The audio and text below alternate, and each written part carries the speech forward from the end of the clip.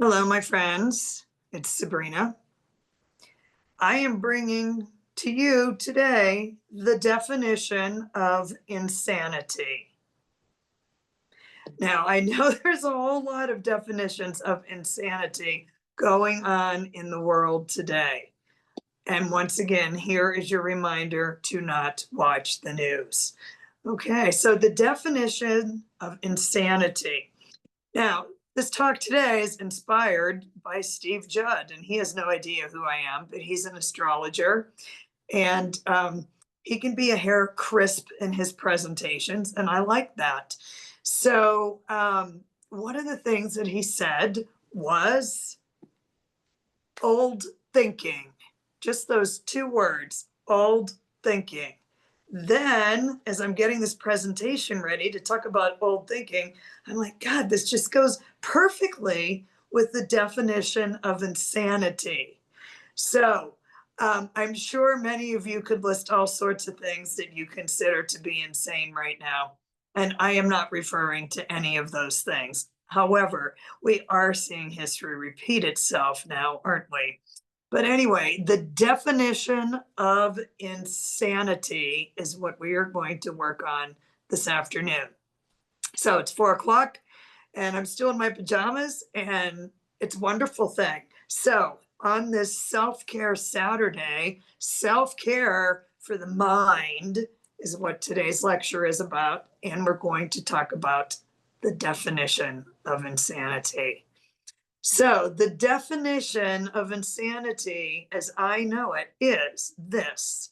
If you keep doing what you're doing, you're going to keep getting what you're getting. And if you keep doing what you're doing and you keep getting what you're getting and you're not happy with that, that's the definition of insanity. Is you keep doing what you're doing and you keep getting the same results from what you keep doing, but you're expecting a different result. That's the definition of insanity. And let me just say firsthand, I am so guilty of that. Now, I'm going to share with you what one of the things that I do as my definition of insanity. So, I have been self employed for the majority of my adult life. I'm also single. I have no family members on the planet, none, zero, no cousins, brothers, sisters, aunts, uncles, gone, just me. So it's been that way for a number of years. Since 2007 I've been alone, but I was, even when my family was alive, my mother and my grandmother, I might as well have been alone anyway, because anyway, we don't need to go into that. But and I'm laughing about this because as I'm talking about this definition of insanity, what I do every time I get edgy about money, I feel like I have to run out and get another job. Now, I do have 6 placements in Capricorn and I'm Taurus rising. So of course, work is the big thing in my life. But what will happen is I will go out and, because of the amount of experience I have in my actual industry, not in this industry, um, I can very easily get a job working someplace. I have been teaching exercise and movement for 40 years. I've been teaching Pilates for 26 years, personal training instructors for 26 years as well. So I can very easily go out and get a job working for someone else. Now, just let me say, at the onset, the money's nice because I do like to have the extra money, because being Taurus rising, he who dies with the most stuff still dies, but I still want all the stuff. And I'm very guilty of stuff. I'm a material girl. I so envy the minimalistic lifestyle, but I have a maximalistic lifestyle. So if I probably went more minimal, I wouldn't need to worry about money. But at any rate, so what I will do is I keep doing this, okay? And I caught myself. And So I get edgy about money. I think, oh, what am I going to do? I better take this part-time job. They really want me to work there. And so I take the job and it goes well for about 2 or 3 years. And then usually around that 3-year mark, um, my extensive experience, I can't put a lid on it anymore. So I start to offer suggestions. Now, not everybody is open to suggestion, no matter how much experience you have, but it always seems to go down the same road. I come in, they're delighted to have someone with all this experience, and then all of a sudden I get in there, and for 2 or 3 years, I can shut up and just do what's expected of me. I show up when I'm supposed to, I do what I'm supposed to, I do the best job I can to follow protocol, but I don't do stupid shit and I don't make stuff up in my industry. Okay. So, but then when I can't take it anymore and I start saying little things like, well, if you looked at your books and you deleted these different things, you would save yourself $12,000 a month. They don't want to hear that. So, or I'll say, well, I could help you with this, that, or the other thing because I've been doing this for 40 years, longer than you've been alive. They don't like to hear that either. So what I watch is, you did it again, Sabrina. You had that little discomfort and concern about money. So you ran out and got a part-time job, which goes well for a while. But then, for the amount of experience you have, you just can't help it. If you have a lot of life experience, or if you're super experienced in a modality, like, fitness is my thing, after a while, you kind of just can't shut up. Well, at least I can't just shut up. And what I find is it just goes down that same path. And so I was just getting ready to do the same thing again. And then, somebody just, when I asked them about it, bless his heart, he laughed out loud and said, you could go do that, Sabrina, but why do you want to do that? Why don't you just focus on your YouTube channel? And here I am. So, but we all have these things, these coping skills that we fall back on when we're edgy about times getting tough. Now, there are some tough times here, as we're all experiencing. Well, a lot of us are experiencing it, if I could speak the English language. And we're probably getting a little edgy, about, well, what am I going to do? Should I, and then whatever coping skill A is, you jump into it, or coping skill B, or you go through all your coping skills, and then you just go to Don Julio and you have a margarita or three. That doesn't help either, but it's pretty fun while it's happening. But we all have our things that we fall back on during tough times, or what we think are potential tough times. Now, I'm a mover, shaker, a planner. So I always want to jump ahead of the game and say, you know what? Well, before I feel like I'm running out of money for whatever reason, that I run out and get another part-time job to make sure that that doesn't happen, instead of kind of sitting a little bit with the discomfort. So when I was listening to Steve Judd, who's a fabulous astrologer, he's in the UK, and I was listening to him last night or the night before, and he finished one of his talks, and he said something about going back into old thinking. And it just hit me. And that's how I come up with a lot of these talks. Something will hit me and say, you know what, that is an important topic to expound upon. And so here I am. So as I was thinking about this, I think that we all fall back into our own old thinking patterns. Now, you may not say these things out loud, and a lot of the times it's probably better that you do not, but because thoughts become things, it's so important for the self-care to also encompass your mind and your thoughts, which will also in turn go to your feelings, which is part of, your thinking and your mind. So if you have some old thinking and old thought patterns and old definitions of insanity that you fall back into because it's your coping skills. And, for quite some time it did work.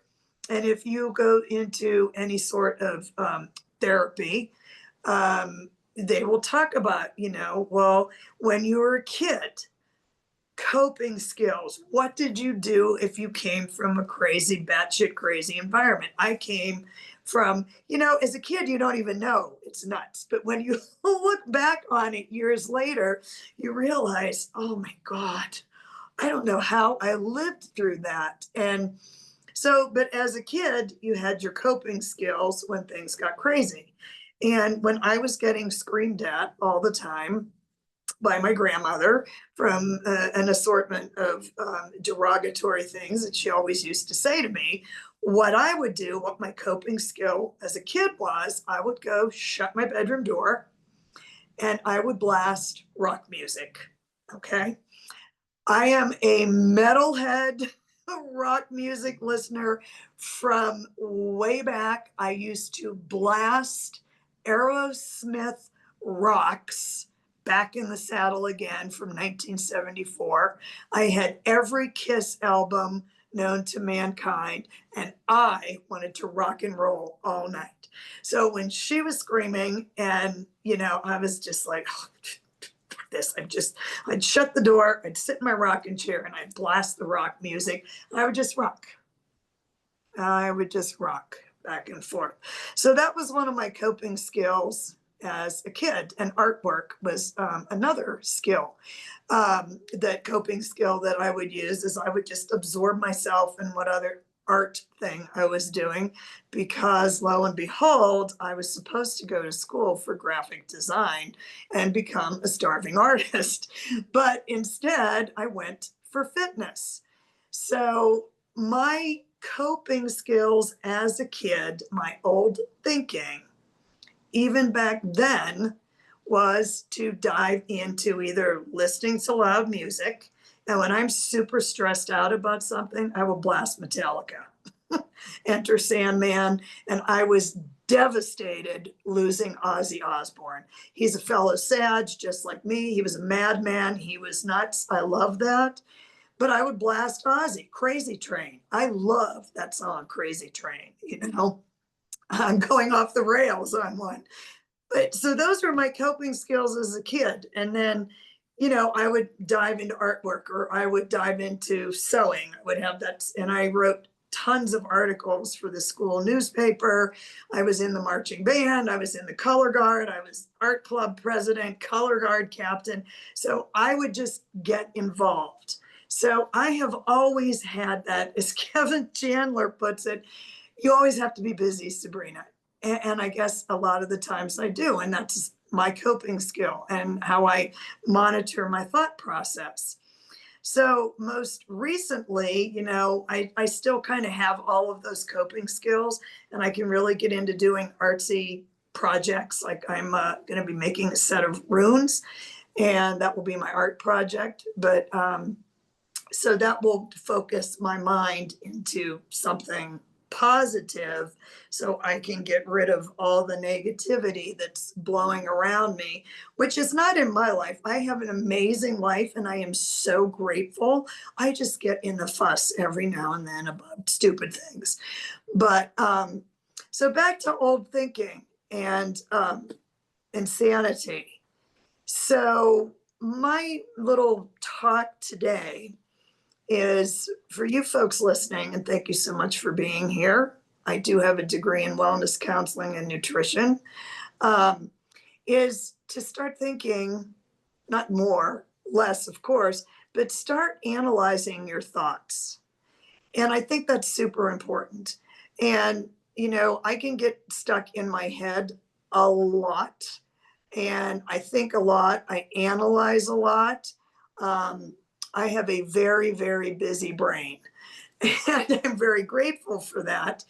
But when you start going down that rabbit hole of not so great thoughts for yourself. And if this is an insanity of yours, we're just going to call this the insanity. And if this is an insanity of yours, is to go down that negative rabbit hole, I invite you to learn how to catch yourself doing that and stop. Because another thing about insanity is 98% of the stuff that we worry about, fuss and fume about, and get cuckoo, insane about, doesn't even happen. So I can't think of any examples off the top of my head right now, except that I have a really bad habit of working. And it doesn't really work out well in most cases when I work for other people. And I don't think it's because I just can't take orders. I can take orders. I'm better at giving them though. But you just offer suggestions, and then after a while, I guess maybe I take it personally that they don't, you know, even consider any of my suggestions when I know it's the best way, and it may not be for them. But we all kind of think that our way is the only way. And I did a whole talk on perspective, which is, encompasses that. So if you haven't listened to that talk yet, have a listen. I thought it was pretty good. But anyway, I invite you to examine your thought process. And are you spiraling down that insanity road again? Because our coping skills that we had from our youth or different particular situations in our life, they are going to come back up again. And if those coping skills worked for you, fantastic. But some coping skills are no longer necessary because, my grandmother is no longer screaming at me. But if I don't feel really great about some other situation, I'm going to turn on Ozzy. That's just the way it goes. But I invite you to start examining your thought process. So, another thing that I was doing today is I was examining a situation and thinking about it and thinking about it. And, you talk to your friends, and I have 2 or 3 friends. I try to, rotate them around so they all don't have to put up with me and listening to me and my musings. But, I was telling my friend about this. And because I had a couple of moments of not feeling really great today because of a couple situations. And, she's like, what are you worried about? You know that everything you're going to do, you're going to work hard, you're going to get it together, and you're going to make this work. And what do you care what happens with other situations and individuals? And I knew she was right.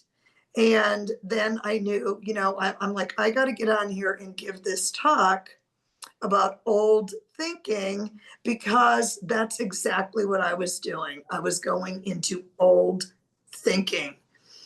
Now, I also know that it is not that easy to rearrange your thoughts or to pay attention to your thoughts, or literally to just sit with your thoughts and realize that this thought process is not working. It's not going in a positive direction. It is not motivating you. It is not uplifting you.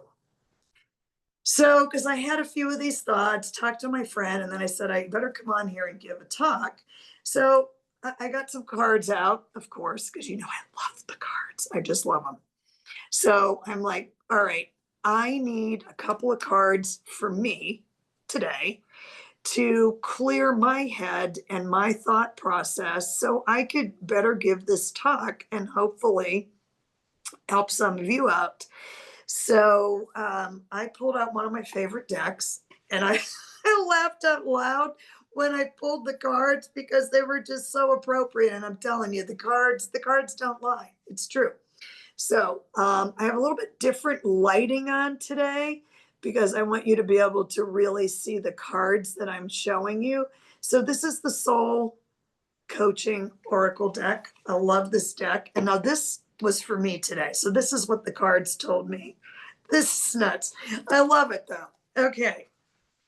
So I pulled purification. Now, once again, the images are really beautiful. There's a waterfall.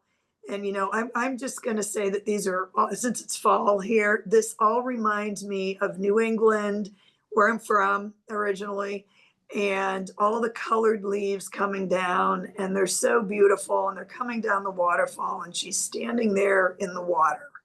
Okay. So, purification. My energy field is being cleansed of all that I do not need.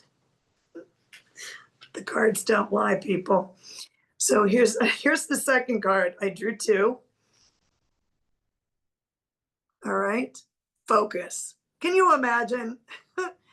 So anyway, she's got a little butterfly there. She's looking at it, and I'm just waiting. And if she just stays still long enough and sends out that white light energy behind her to that butterfly is going to land on that telescope, kaleidoscope, or magic wand, or whatever you want to call that she is holding.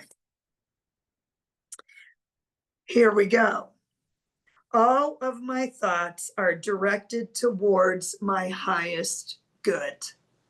Now, these are the two cards that I pulled for me so I could better serve you on this talk. And I needed these cards because I had a moment of a little bit of spiraling down that rabbit hole energy today. I mean, I'm embarking on a whole new journey here.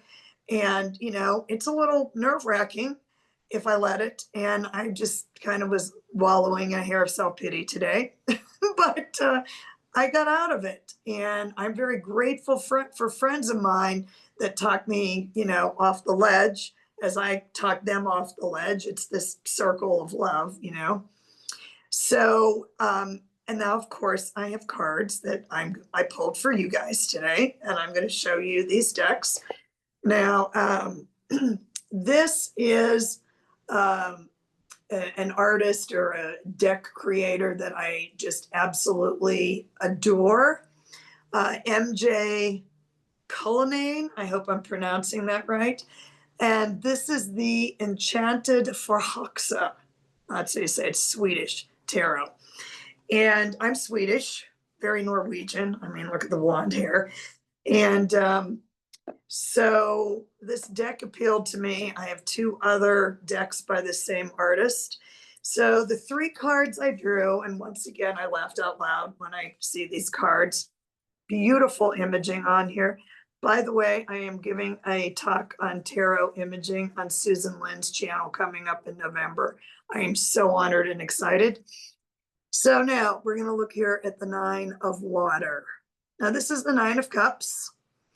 In this deck, they call it the Nine of Water. Water is all about emotions, but the Nine of Cups is, it's a beautiful card. It's a wish card, which has come true. So I think that in line with this talk, I am going to say that if you can keep yourself positive, ditch that old thinking, get rid of coping skills that are no longer serving you, pretty much you can have whatever you want. Okay. And along those lines, the next card is the Empress. The Empress is all about abundance, obviously, as you see, fertility. I always look at all the rabbits there. You can see the rabbits around the top there.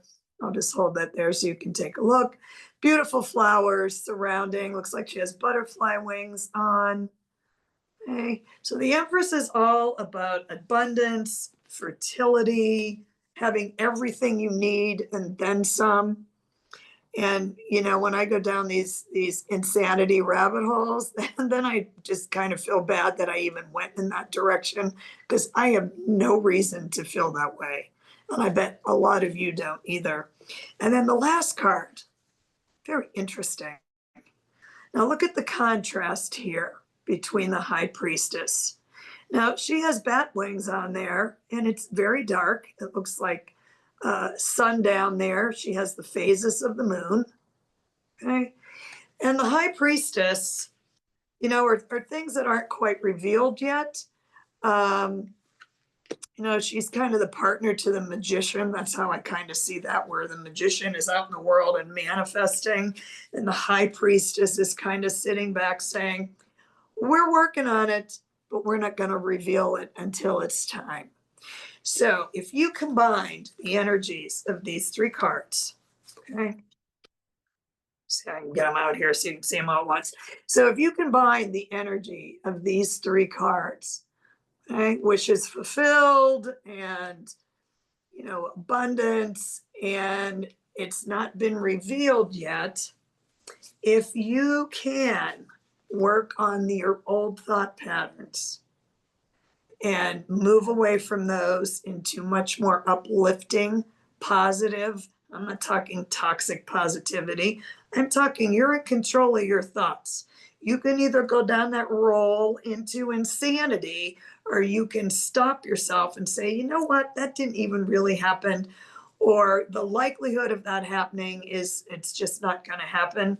You can have all the abundance, but in the same token, you have to realize that not everything is going to be revealed immediately all the time. And sometimes you have to sit with what you don't know. And that's all there is to it.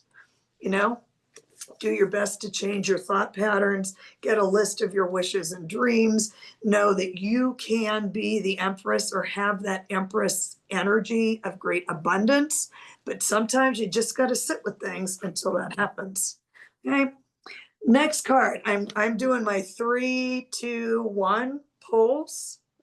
Louise Hay, you know I love Louise Hay. This is how to love yourself cards. Okay.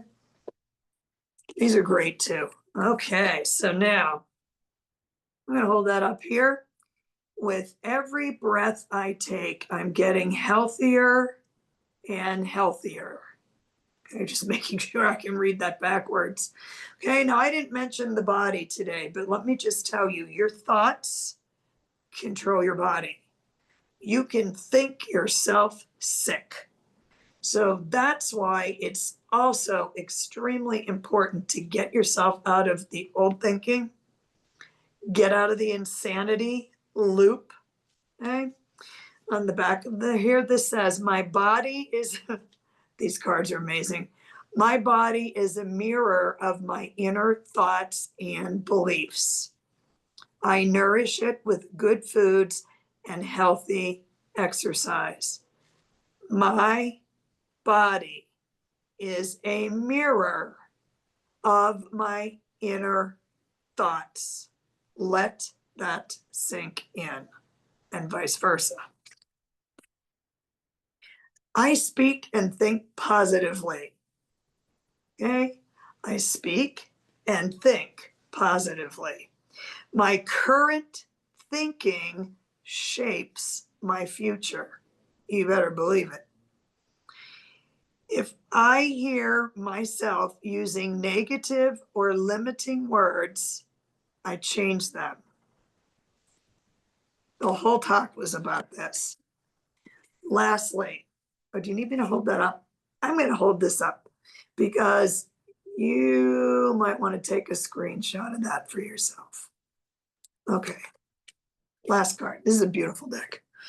Yeah, I say that about every deck. This is Circles of Healing.